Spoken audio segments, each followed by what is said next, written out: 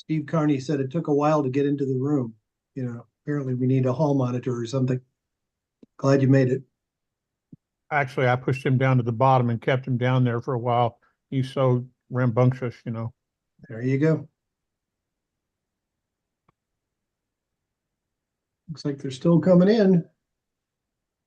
I'm not All sure right. why recording's not saying that we're live, but we're live. Oh, it is recording? Yes. Yep. Okay. Sorry about that, guys. I didn't see the notice. Welcome to our brilliant agents and investors nationwide. Today is Thursday, February 15th, 2024, and this is All the Leads Mastermind Podcast number 467. Bruce, I got nothing to open with. It's all yours, buddy.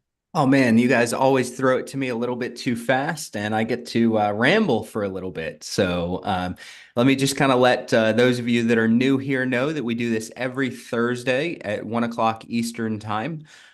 This is a call for our all the lead subscribers or people that are maybe not subscribers and thinking about getting into and working in the probate space. So we're here to answer your questions. We want to hear from you guys. If you're watching via live stream and you can't raise your hand and interact with us voice to voice, I want you guys to chat your questions in underneath of the live stream that you're on, either Facebook or YouTube. If you're here on Zoom, we want to hear from you guys. So if you have a success story, a win, a question, about a deal that you're in or how to get started or what your prospecting needs to look like. I could go on and on with what those questions could be. I want you to go down to the bottom of your Zoom screen and click the reactions button and raise your hand. We will call on you and you get some live interaction and coaching that otherwise you would pay a coach for. So go ahead and raise your hand, especially if you guys have some questions about your process or any deals that you're in. We want to hear from you guys. This is the All the Leads call. So if you're not familiar with All the Leads and you're looking for a way to get leads, get marketing, get different things like that, alltheleads.com can help you with that. They have probate leads, divorce leads, pre-probate leads, other leads on the way. And I've been saying that forever. I recognize that, but really other lead types on the way.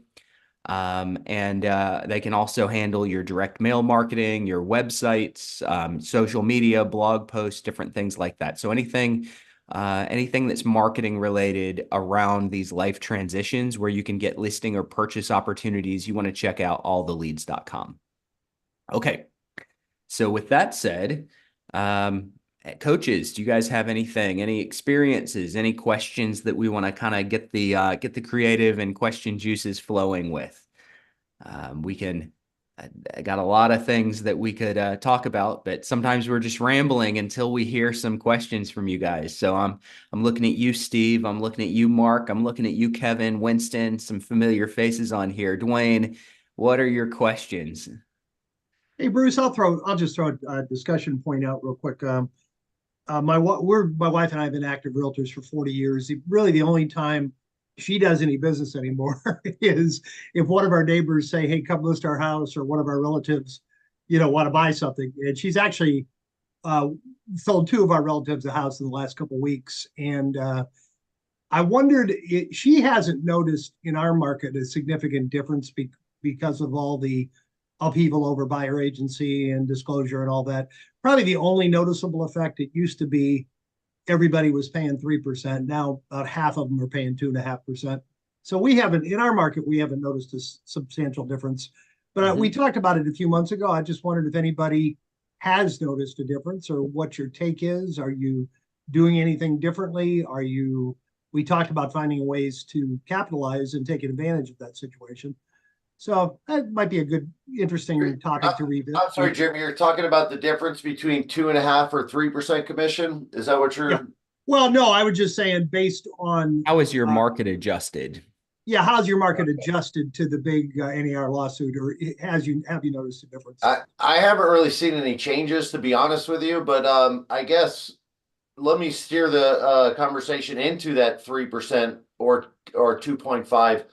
I mean, I sit down with people, I say, hey, listen, you could offer 0%, but obviously most of us work on our own behalf and our own incentive partially. And I tell them the difference between offering 2.5, which is probably the standard somewhat, or what we see most often, even though it's completely negotiable. But the difference between 2.5 and 3% is having the buyer's agent being a raving fan of your home as opposed to being indifferent. Or if you offer less, they might try to talk the person out of, getting the home. I told a story yesterday on a listing appointment that the biggest check I ever got, which was $40,000, was the most cheated I ever felt, because it was a $2 million home. And I've been looking at homes with this client for about 5-6 months. They sent me the address. I pulled up the T-sheet.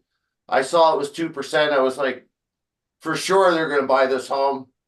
Sure enough, they did. We closed, and I would have talked them out of it 100% if I could have. But we closed. I got $40,000 paycheck, and I was like, those bastards, right? So it's a weird feeling, but if you walk in and you see they're offering 3%, then all of a sudden the house gets a lot nicer. The ceilings get a lot taller, and you sing the praises. So when I go out on a listing appointment, I tell that story. Like, I made Ken, it might not I even felt cheated. I'm it sorry, might not Jim, what? and it might not even be covert, but just subconsciously. Mhm. Even if nothing else, you might subconsciously be a little less enthusiastic if you're making less money. That makes sense. Guys, Yeah, on their own behalf. Yeah. there are absolutely changes in our markets. I've seen it here. I've seen listings offering 0%, zero buyer fee, 1% flat, 3,000. I've seen a lot of things here in this market, with changes that are directly related to these, to kind of a trickle down from the lawsuit, and they're not all lawsuit related, but the lawsuit is giving agents and sellers kind of license to make some of those changes that were taboo changes to commission structures and cooperation before.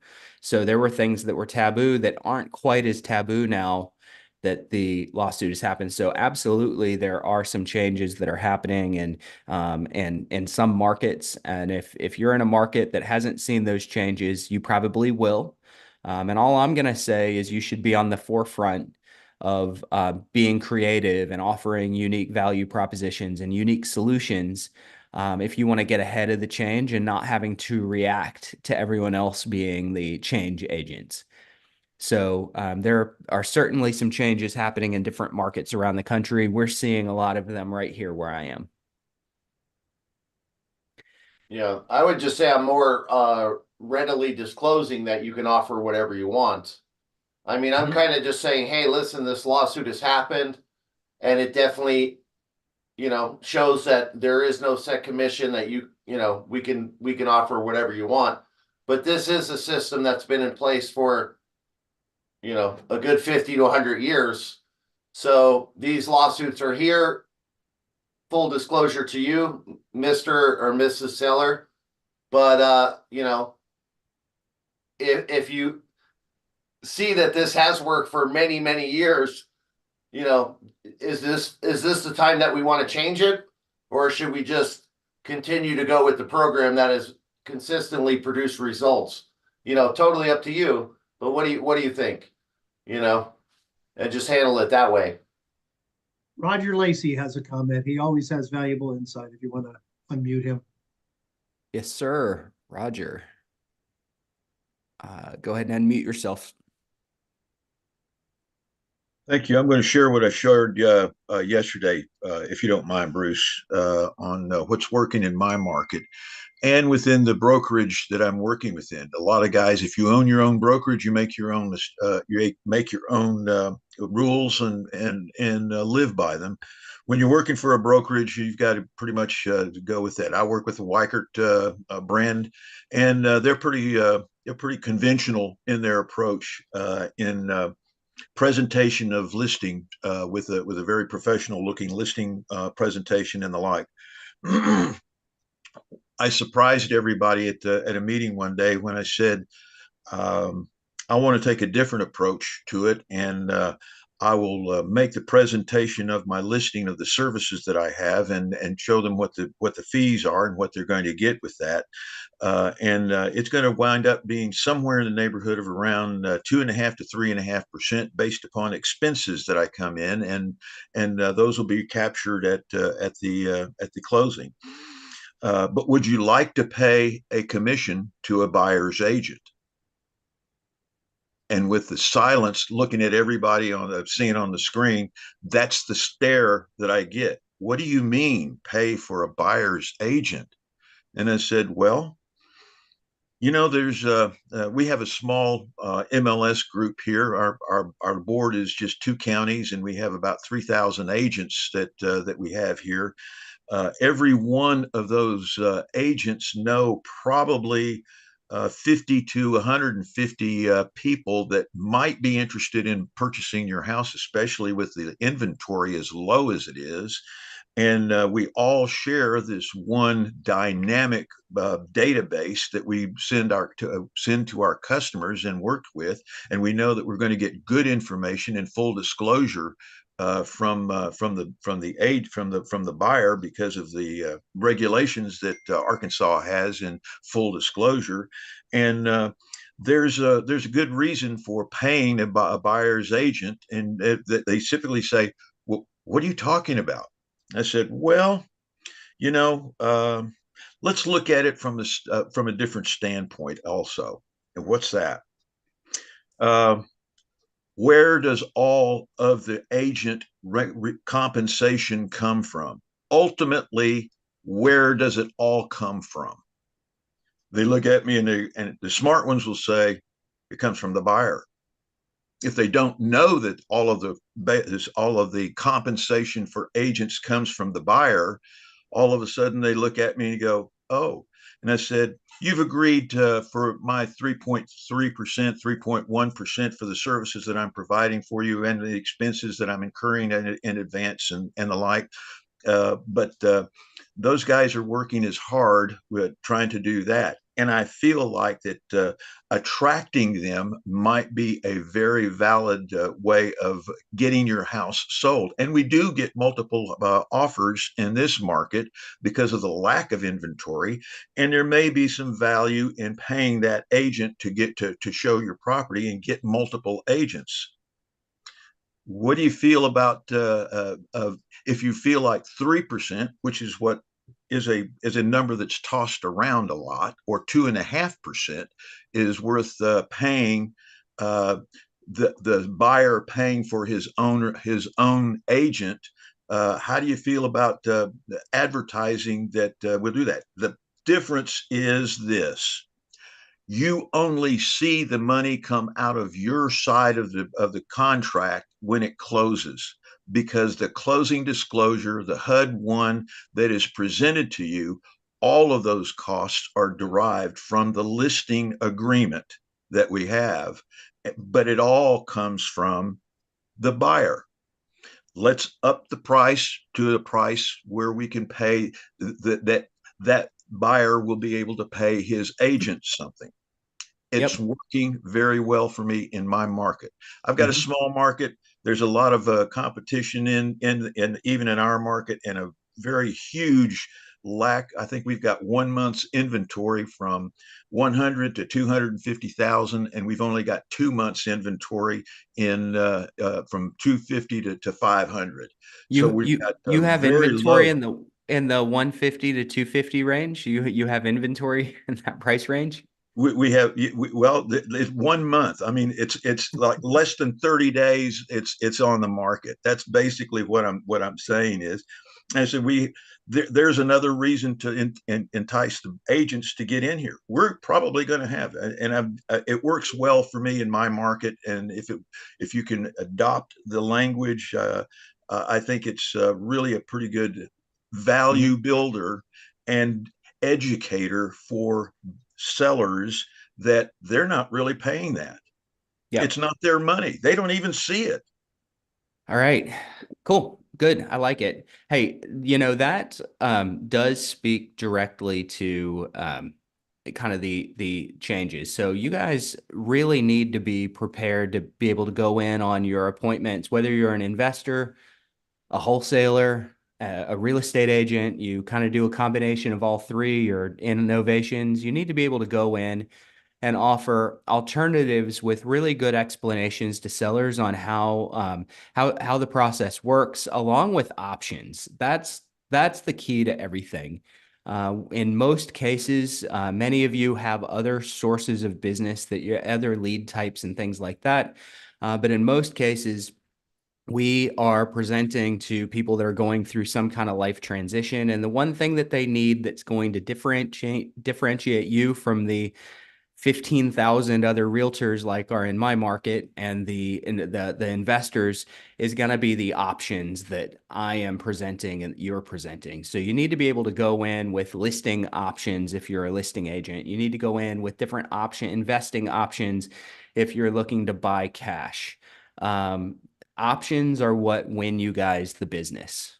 Options, how you structure your commissions on the listing side, that's going to be up to you all. It's going to be up to your sellers. I like the way that Roger does it. I like the way Ken does it. Bottom line is, you need to get to the point where you can quickly and easily explain the way that commissions work very quickly, without losing the prospect that you're talking to. So I do think that it's important that you guys do understand the opportunity specifically around this probate area. And I've gone over these numbers before. If you've never heard these numbers, let me give you guys a little bit of a breakdown of how your probate leads are typically going to work. Okay, so in most states, the majority of states, and California, and there's a couple of other states that are the exception to this, but normally for someone to file probate in your state, they have to have a net value of the estate of at least $50,000. That's sort of the average that most states have. So North Carolina, it's $50,000. I think most states are around 50. Some it's a little lower, some it's higher. California, and Winston's pointed this out to me before. It's 184,000, right, Winston? 184. So if they don't have a net value of inheritance coming through probate, they don't need to open probate if the value of the estate is less than that minimum estate value. Okay. So you guys can tell here automatically that if you've got $50,000 worth of assets, oftentimes there's going to be real estate involved. Oftentimes, we find that it's around 70 to 85%. That's a nice little range. 70 to 85% of probate cases do have real estate that's being passed to the heirs. I want you to realize that not all of that real estate that's being passed to the heirs, not all of it goes through probate. Sometimes it passes directly to a spouse that might have right of survivorship. Sometimes they've transferred it to one of the kids, one of the heirs before the loss. So sometimes there's no real estate that shows up, but there is still real estate in the family that has been transferred or is being transferred to heirs. So just know that 70 to 85% of these estates have real estate somehow connected that still is in the family. And many times that needs to be sold. What I find is that about 35 to 40% of your entire lead list typically has real estate that will be sold in the short term. And short term for me could be a year. Okay, I know most people that are going to sell an inherited piece of real estate aren't going to wait a year, but some of them could wait a year. Some of them could wait a year and a half. The bottom line is this is inherited property that is going to be sold, and that's about 35 to 40% of any given probate file, any given probate list. So as you guys market and as you prospect, what you're doing is you're looking to identify as many of those 35 to 40 people as you can. All right. Are they all ready to go right now? No, they're not all ready to go right now. Do they all know what they're going to do with real estate yet? No, they don't all know what they're going to do with real estate yet. but you want to identify where those opportunities lie. If someone tells me that they don't know what they're going to do with the house yet, which I get a high percentage of the time on the phone, especially, I know that that's a seller. I know that that's typically a family member that doesn't want to make a decision for all the other heirs yet. They haven't had that conversation, but I know most likely they're a seller. So I've just identified one out of the 35 people that are going to sell in my list. And now I can hyper focus on those people that I identify as a seller. You can do that through mail. You can do that through content. You can do that through phone calls. Your entire objective is to identify which of your 100 leads, if you have a lead list of 100, who the 35 to 40 are. Okay. Now, for most of us, I like to look at things as a market share ratio. So I want 5 to 10% market share of all the available probate real estate transactions that are passing through probate. So my goal is 5 to 10% market share in my area. That leaves room for other people to grab their market share. I don't really worry too much about competition, because if I get 10% market share, that means on a list of 100 people, I'm going to get around 3.5 or 4 transactions every single month if I can get my 10% market share. So I want you guys kind of, as you focus in on your leads and your lead list, goal number 1 is just figure out who are my 35 or 40 people out of this list that are going to sell. Goal number 2, how do I establish a relationship so that I can get at least 10% of them? Okay. That's what we're looking at when it comes to kind of the probate side of things, or the pre-probate side of things. If you're looking at divorce and other life transition situations, you're going to have ratios like that. But before you really start attacking any lead list, I want you guys understanding the numbers and understanding the potential, because the potential is what's going to grow you. It's going to keep you motivated. It's going to keep you pushing. And then from that point, you're just starting to fill your pipeline for those sellers that might be waiting 3-4 months to sell. I want to have a full pipeline by the time I'm 3 or 4 months into any given campaign, a completely full pipeline where I know I've found 40 or 50 people that are going to sell. Now my job is to get my 5 of them. Okay. Hopefully that makes sense to many of you. Huge opportunity in this space, though. Huge opportunity. I like to say, with people that are on the fence and they're waiting and they haven't made a decision of who they're going to choose. I mean, as Bruce always talks about, acknowledge their hesitancy. So I'm always like, oh, I get it. You know, there's a lot of choices, a lot of people that are calling you. I totally understand. You know, in my experience, after doing probate for, 3 years exclusively, I always find that people, when they're able to make a decision quicker, it really lightens the burden, because a lot of times just getting into action is the biggest hurdle to clearing the estate and getting things moving. So if you would just give me the opportunity to show you who I am through reviews and through my probate website and my letters, maybe that will make it easier for you to, determine that I am the right person for you. Yeah, so basically just open them up from the resistance that they're having for making that initial decision. The other thing I always like to say is, listen, Mary, I totally understand you're still mourning. I get it, and which makes it even tougher for you to make this decision.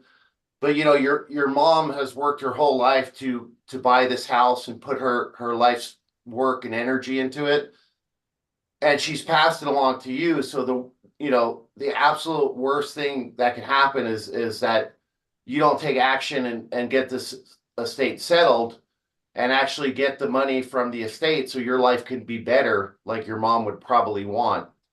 And then you can properly mourn after it's done, because I understand you're still trying to mourn, but there's work that needs to be done.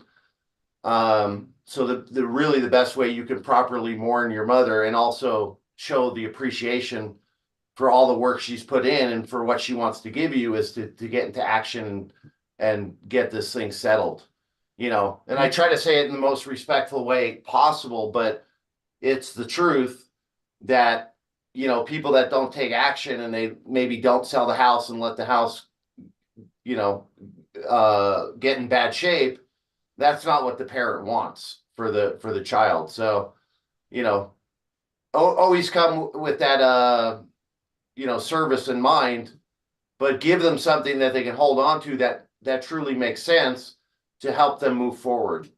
Yep. Absolutely. Good. All right. Hey, let's go to Coley. Coley's had his hand up here for a little bit. Coley, you are up. Hey, good morning, ATL family. How y'all doing? Great, man. How are you?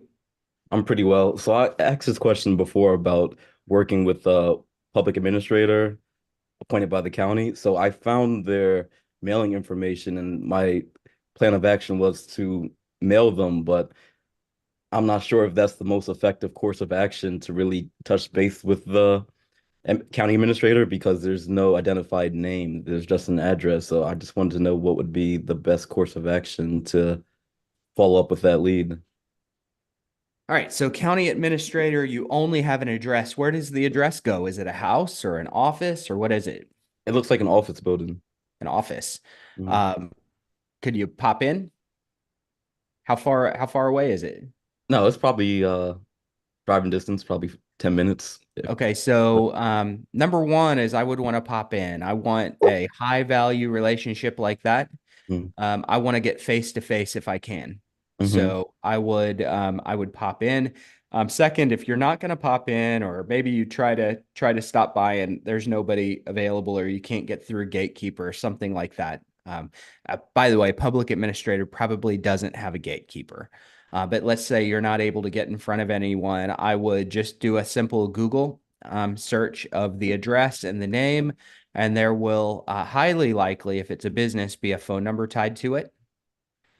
Okay. If there's not, you could always do a skip trace. So you could either come to all the leads to your support team and see if they can skip trace it, or you could go to a site like Ben Verified or Propelio or something that lets you do an individual search on an individual. But bottom line is you've got multiple different ways to find a contact phone number. I like the pop in. I want to try to get face to face, especially with a really high value individual like that. Because if that's a public administrator, odds are they're going to be on other probate filings and making decisions. So I want that relationship to be face to face as soon as I can get it. You're back on mute. That help? Any follow-up questions? Yeah, that helps. I do have a secondary question that's really quick. So Yeah. I cold called a potential seller, and she was kind of warmed up a little bit until I asked, is there any property in the real estate? I mean, is there any real estate in the state? And I was wondering, after like a seller has declined or been kind of put off by your pitch, do you still try to follow up in the future with maybe like a mailer or an email? For sure. Yep. Mhm. How turned off was she? She was like, "Oh, you started this call off so sweet, and then you're cold calling me about the real estate," and I was kind of like frozen. So my better solution, I think I could have reacted, was to saying like, "Yeah, I'm asking about the real estate because I can offer services to help repair the real estate or offer some type of services." Mhm. Nothing about, I'm not even talking about buying it or anything. I'm just want to see if there's any accommodations that you would need. Got it. So we'll talk about addressing how to keep the relationship going in the future in a second. But first, she comes at you with, you started off so sweet. Now you're just asking about the real estate, trying to make money on me. Mhm. Oh, I am so sorry. I didn't realize that I could have come across like that. I'm really sorry. Could I just briefly tell you exactly what I do? Yes. Okay. So I help with the entire probate process. Now, how I put food on my table is through real estate. And Coley, I don't know if I don't know or remember if you're an investor or an agent. Which one? I'm an investor. Investor. Okay, so I put food on my table through real estate transactions. Part of probate is normally someone's need to sell a house. Listen, I am happy to help no matter what you need, even if there's absolutely no need to sell a house. But the real estate side is how I feed my family. Okay. Is there anything, if you're going to keep the house, is there anything that I might be able to take off of your plate? So feed my family, put food on my table. I earn a living. Okay. And I don't bring up I earn a living, I make my money. It's always put food on my table or feed my family, but it's through real estate. So yes, I do help with real estate. However, I'm here to help with the entire probate process, even if there's no food that gets put on my table through it, because I know it can be a challenge. Is there anything I could help you with? So answer the question, and then she puts you on your heels. So now all of a sudden you're the one that's having to try to react to her. Okay. As soon as someone does that, your goal is to quickly explain give an answer, quickly give an answer, and then immediately throw another question out that gets them responding to you. So prospecting is really a battle of control. And as soon as they put you on your heels, they're in control. So your best way to get control back is give a short answer and then ask a question, even if that question might not be related to what they said to begin with. So I want to put them on their heels, get them answering my questions, get them moving the call in the direction that I am comfortable with. And I'm comfortable with, is there anything that I can help you with? Is there anything else? I've already given my answer. This isn't only about real estate. Is there anything I could take off your plate or help you with? Okay. Now, what do you do now that already happened and you're not on the phone with her? I would check back with her in a month and a half. Hey, I don't know if you remember me. My name's Coley. Do you remember our call? Yes, no, it doesn't matter. Listen, last time we spoke, I was the guy that offered to help you with the probate process. I just wanted to see how everything was going. Is there anything I could do for you? No, there's nothing you can do. Okay, perfectly fine. Please make sure you keep my number. I want you to call me if anything comes up. And then you're just going to do the same thing again next time you follow up.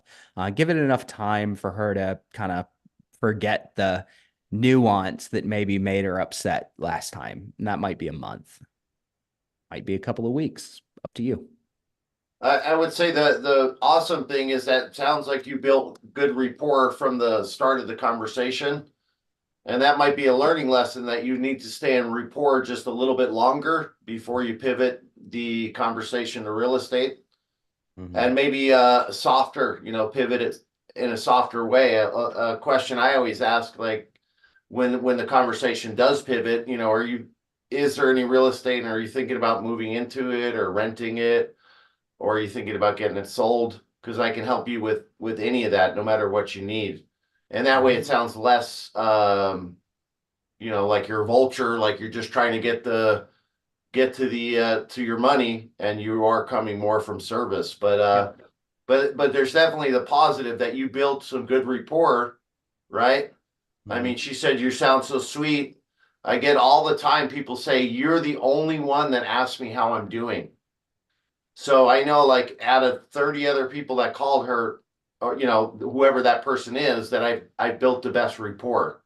But so kudos to you for that. But maybe just pivot in a more indirect way.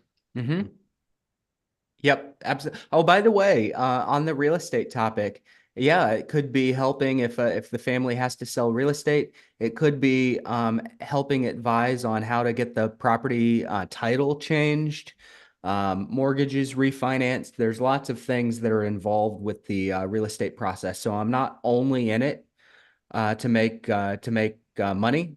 I can help even if there's even if real estate is going to be kept. That's just one of the areas that I help with. Yeah, and normally after I build rapport, I mean, when we pivot the conversation, I say something like this, like, oh, Mary, I'm sorry, I almost forgot why I called. we were having such a great conversation. Thank you for opening up and letting me know, how you're doing.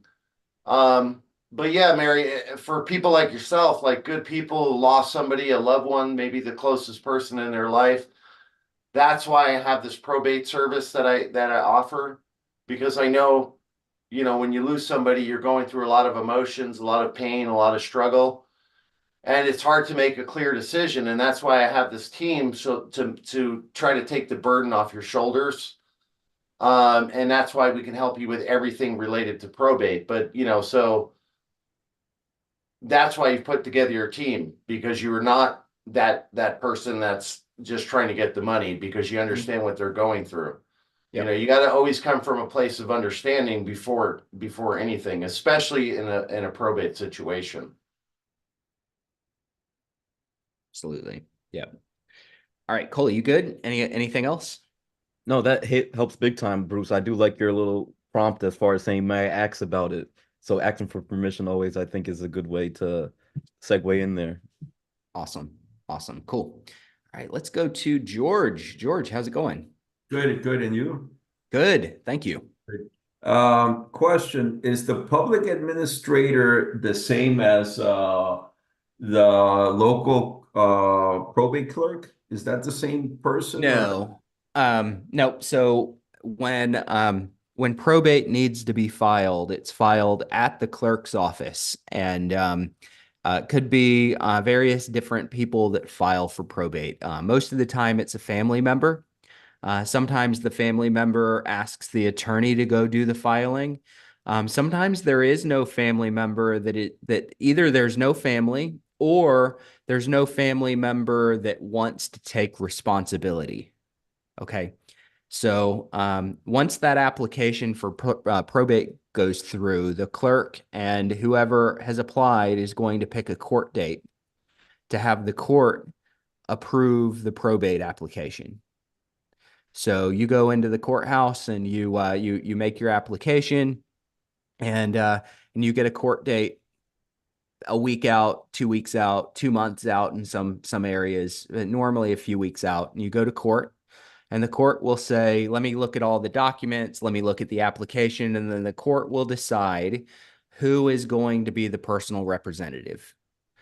Most of the time it's a family member. Again, sometimes it could be an attorney. If there isn't a family member capable of or willing to be the personal representative and the attorney doesn't want to do it, then the court will assign a public administrator.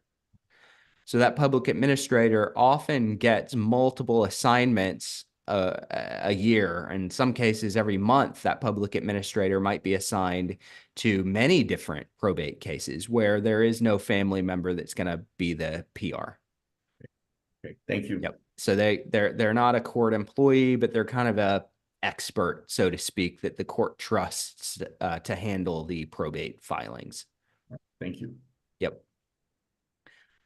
All right, guys, we don't have any other hands up. Looking for some questions that you guys may have. Hit us with questions. Okay. Great. Chris asked, by the way, Chris, it's good to see you back. When targeting new leads, is there too much direct mail? The answer to that depends on the individual that you're mailing to. So there can be too much for one person. Listen, one person might open one single letter and say, this is too much. How dare you mail me? Another person might get 15 of your mailers and save every single one, and that be the thing that flips them into taking action to work. Okay, so every consumer is a little bit different, and I just recognize that it's one letter is going to be too much for one lead, and one letter is not going to be enough for the next lead. So I find that about 6 to 8 months worth of mail is kind of that sweet spot where you're going to probably capture the most leads. Could mailing for 12 or 18 months win more business? Yes, but normally around that 6 to 8 month mark, you've made your impact. You've sent, between 6 over that period of time, you've sent between 6 mailers and potentially 12 or 14 mailers if you're doing more than once a month. And they know who you are. You are credible to them. You've had a couple of people that have that maybe are mad that you've sent so much mail, but a lot of people also on that campaign that have saved your letters, saved your postcards, saved your brochures, and they're thinking, "Hey, I'm gonna call this guy. I'm gonna call this lady when it's time to sell."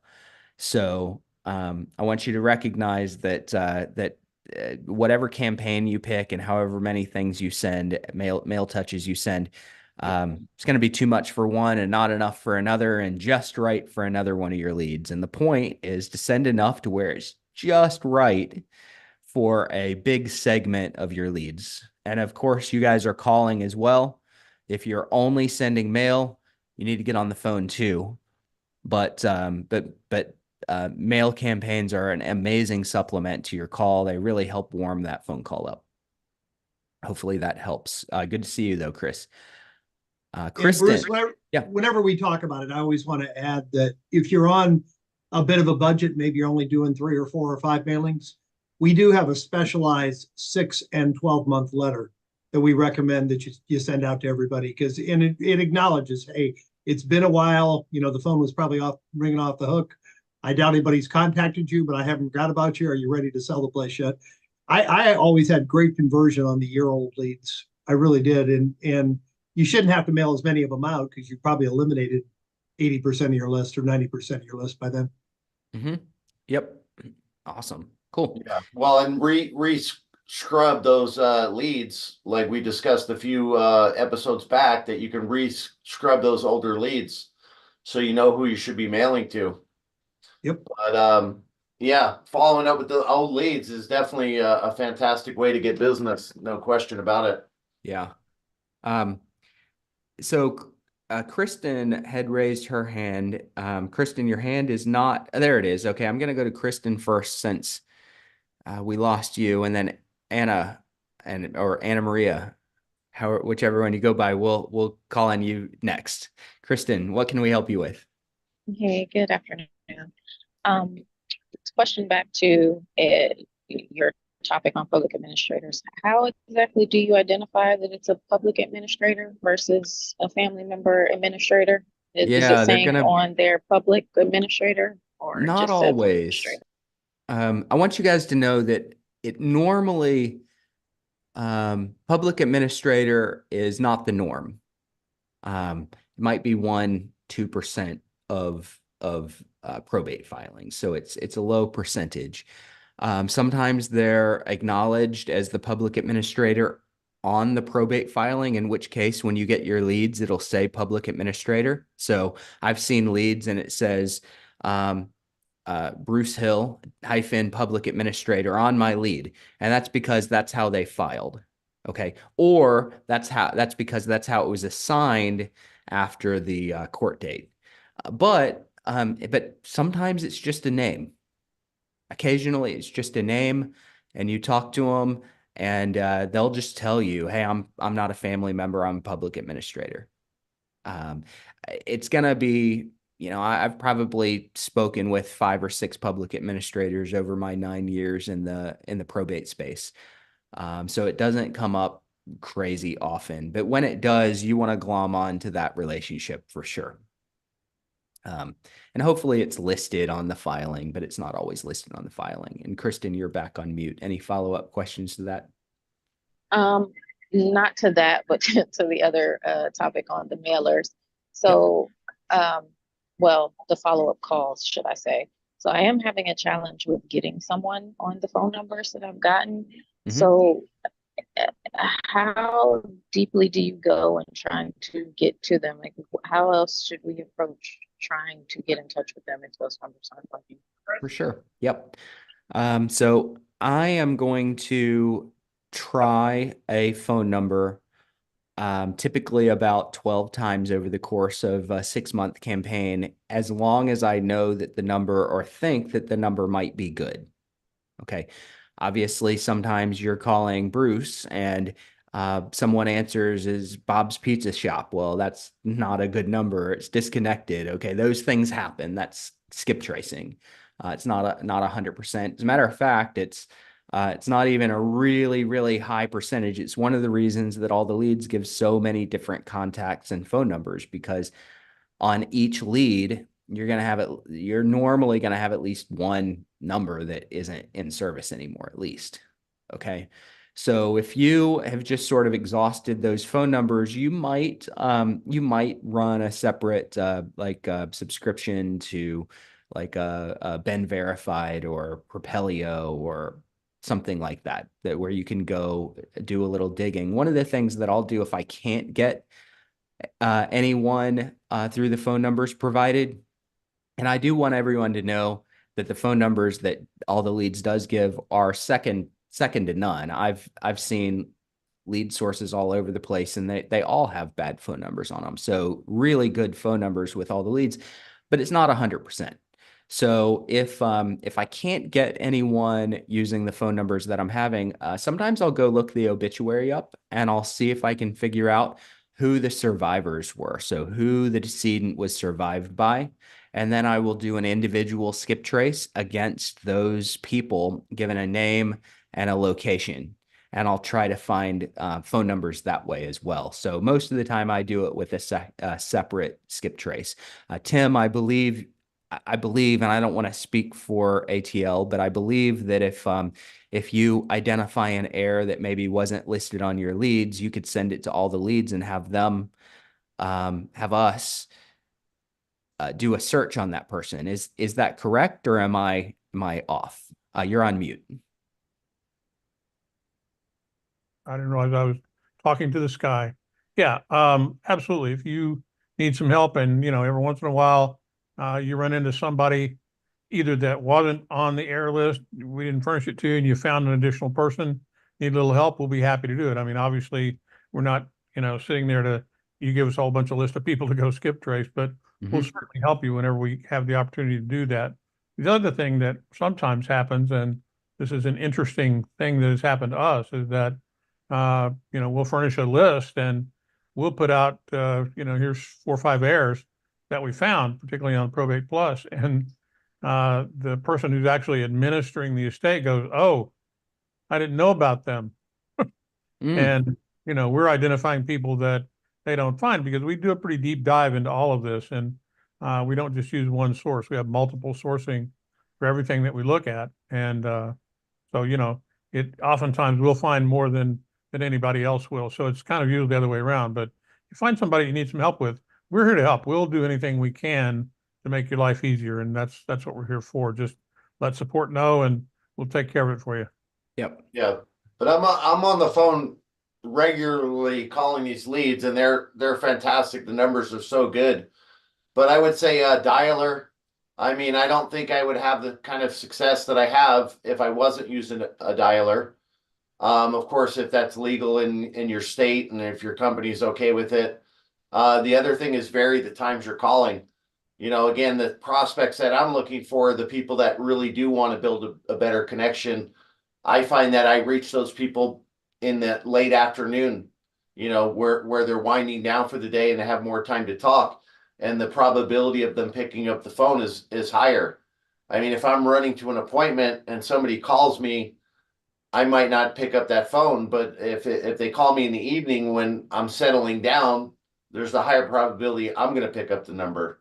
So, and back to the letters, I mean, I would just say, as you build success and close deals, then allocate more of your funds back into more marketing, right? Always set up aside 10, 15, or 20% of your revenue to the marketing. So if you don't have the budget to get out the 6 letters, you can start with 3 and then add letters as you go. But the numbers are fantastic. I mean, if you're spending an hour or 2 hours on the phone, you absolutely should be reaching these people. The one thing I want to always point out whenever we talk about dialers or anything else is that, we go to a great deal of trouble to make sure that when we give you your data back, we run everything against the do not call list on multiple levels and try to give you the best information about that as well. And as you pursue the dialing side of this, make sure that you have assessed your risk appropriately for the things that you're dealing with. And, Ken pointed out, is it legal in your state or whatever? Well, there are some federal issues and some state, and depending on your municipality, there may be. What just happened? Tim froze. Tim froze. We All right. broke the internet. Yeah. Let's while Tim Nice is job, frozen, Tim. let's go to Anna Maria. Do you go by Anna Maria, or you should be able to I just muted you. Sorry, I just muted you accidentally. Okay. There you Am I go. on? Yeah. Awesome. Okay, nice to meet everyone. I'm new to this. I'm in Hawaii, and I'm wondering, looking at my business and deciding where do I want to make some investments. How can I tell what is the number of leads for my area? Is it worth pursuing or Mhm. not?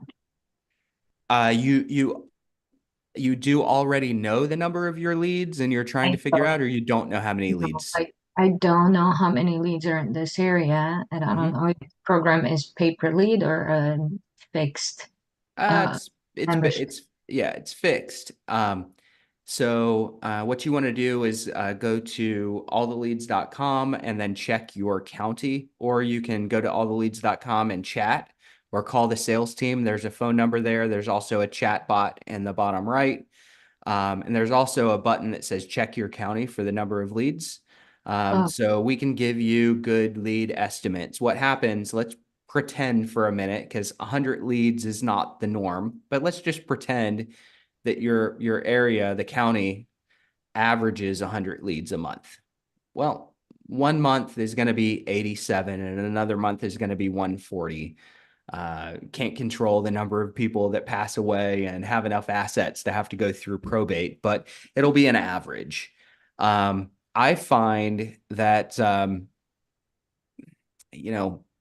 I find that anything over like 25 leads a month is normally a pretty good number of leads, because those even smaller areas with 20, 25 leads, you usually have very little competition. It doesn't take much time.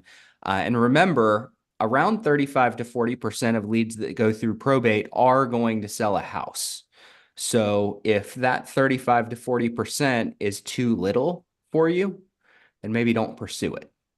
If that 35 to 40% is a good number for you to pursue, then go after it. So that's why my number is about 20 leads a month. 25 leads a month would still be doable for me. If it's 5 leads a month, I might not consider it, because it's not enough to get a predictable real estate advantage. And Bruce, I was just going to say, depending on your market, a lot of our subscribers in smaller markets will take a 2 or 3 county radius. You can always, I know Hawaii is, that might not work as well. You got separate islands there. So you probably want to stay on your own, island. But the leads compound, right? So if you're getting 15 and then you get 6 months of leads, then you have, quite a bit of leads. And then, like we talked about, you can re-scrub those leads, or by that time you're going to know who's a potential seller or not. I mean, Bruce alluded to it earlier in the conversation that such a high percentage of these people are going to sell. I mean, like I said, I'm sure I'm foolish, but I don't even follow up with my old leads. My people I've sold homes to, because I hate them going like, "Oh, I'm not selling. What do you want?" Where the probate leads, like I'll talk to 10 or 15 people in 2 hours that are all selling. And I'm just like, this is amazing. Like, this is ridiculous how good these leads are. So even if it's a very small number, I would encourage you to pursue it and get these leads and go for it. Especially, I mean, just the fact that you just came on to the podcast shows me that you're probably going to have the courage to pick up the phone and build these connections with these people. Yeah. This is all about just getting into action and having the courage to pick up the phone, and it will work itself out generally after that. So thank you so much for your question. Yeah, absolutely. Thank you. And we're up against the top of the hour. I've got two hands up. I want to go to Richie and then Emily real quick, and we'll try to get our answers shortened for you, but still effective. How are you doing, Richie? Good, bro. Thanks so much, man. I'll make it quick. I'm already a big guy that I'm a realtor and I do a heavy bunch of circle prospecting. So I'm used to using a dialer and I'm Love cool it. with making phone calls. I love that type of it's a good use of time. To help the girl with the phone calls, there is some dialer systems. I use Mojo. You can whitelist your number. Like you can, I don't know what it does, but you can do something or whitelist it. And I did that recently just to call follow-up numbers and expireds, and I got way more answers, believe it or not, because it actually says a name instead of spam risk or something like that. So just something to think about. And for the do not call, if I did hire or get your guys leads and I did want people on the DNC, can I still get those, or you completely knock those off? Nope, they're on the leads. They're just noted as to who they are, so you can make the decision on whether you call or not. Okay. And I'm in the Virginia, which is a Commonwealth state. Have you had any issues, or do you know of successful realtors in this area using your system in the state of Virginia with success? You? Oh. Me. I don't live in Virginia anymore, but absolutely, I was in Virginia with success. One of our founders was in Virginia, not with the company anymore, but was in Virginia. Absolutely, we've seen big success there. Okay, cool. I think that's all I got. So appreciate you. Yeah, absolutely. Thanks so much. All right, Emily. You can unmute yourself. There you go. Got it.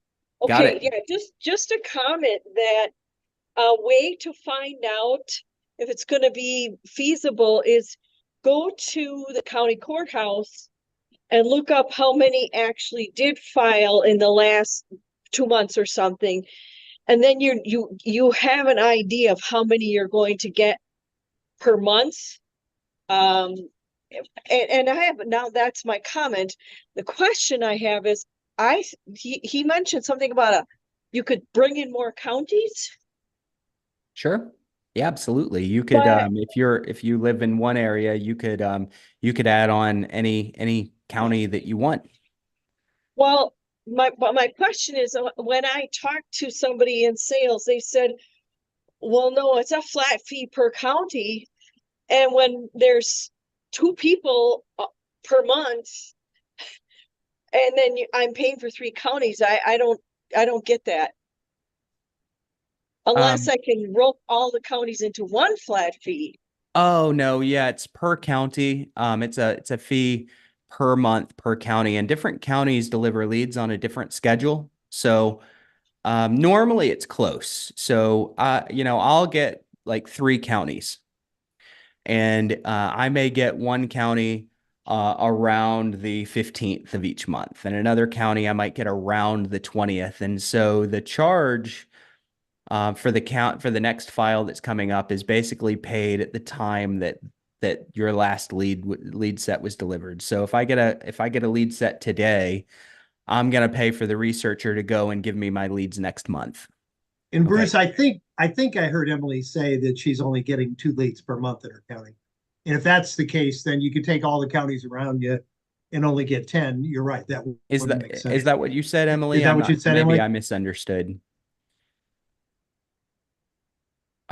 Yes, that is the issue. That's why I thought with my situation, because here's the thing, so many people in my state, there's 3 filings. There's will filed, then there's informal, and there's formal probate. Mm-hmm. Will filed means that the person didn't even have enough to do anything with. Like, correct. So many people have so little that they don't need to go through probate. Yeah.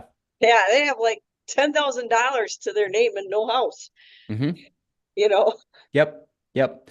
So what happens on the lead sets that you get? It's going to be both the informal and the formal. So in my area, if you do not have a will, but you do have assets that exceed 50,000, and there's no will, you apply for letters of administration. You don't apply for probate. If there's a will, and more than 50,000 of assets, you apply for probate. So when I get my leads, I'm getting both of those. So they're coming down as probate leads, but I'm getting both files. So anytime it's more than 50,000 of assets, it counts, or it's delivered as a probate lead. No matter whether it's an informal application that they made, a formal letters of administration, ATL just goes in and they make sure that they're pulling, everyone who has enough assets to need to go through a probate process. And Emily, you're back on mute. Hopefully that helped Hey, answer Bruce, your one of the things I question. think you're probably talking about is that if you're in a rural part of the state and, your county and all the ones around you are relatively small, that, it's a pricey situation to go do that. If you wanted to get 5 counties and each one of them is a, 5 to 10 probate leads, 2 things to be considering there. One is that typically you're in an isolated market like that. We don't have a tremendous amount of coverage. We have a lot more coverage in the larger counties and bigger, more populated areas of the state. And in those areas, in some cases, we even break the big counties up into smaller pieces. But we do offer substantial discounting when you're adding multiple counties, because if we can then stack the person up who's collecting that. And we try to, pass some economies on to you guys to do that. But every time we add a county, somebody's got to be responsible for collecting that county. And in particular in the rural markets, in some cases, that involves multiple trips to courthouses and all of that. So our costs don't change to do that. So that's why we have to do it. And we provide a lot more than just a little bit of information. We have about 32 different filters we run everything through, and lots of different places that we send data to make sure that letters are deliverable and phone calls get answered and all that sort of stuff. So, but again, if you want to add another county, we have so many of our customers who, in fact, do that. They have great success. And they're, in particular, if you're on, for example, the southern part of the county and you want to add another county, add the county directly below it. That's typically a very good move for you to go do, because you're catching the bigger chunk of the county that you're in and the smaller county maybe that's around you. And people stack counties all the time, and it's a great source of additional revenue. So we try to encourage that. Yeah, I'd reach back out to the person you spoke to and revisit that. Take a look at the counties around you. Now, if you're only going to get 2 per county, it's tough. I would say that your conversion rate in those smaller markets is ridiculously higher, because you probably are going to have 0 competition. So that's something to consider. But you might want to have your one of our people take a look at, is there an adjacent county that's maybe getting at least 5 or 10 leads a month? I know we've got a county in California that only gets 5, and we've had subscribers there per month. Of course, they're upscale price range. You may not have that. So there's a lot of factors to consider. And to be clear, we're definitely not here to pick your pocket. And Bruce always says we've got 30 mouths to feed every month in terms of staffing, and another 20 or so people all over the country that we use as contractors to do some of the stuff we do.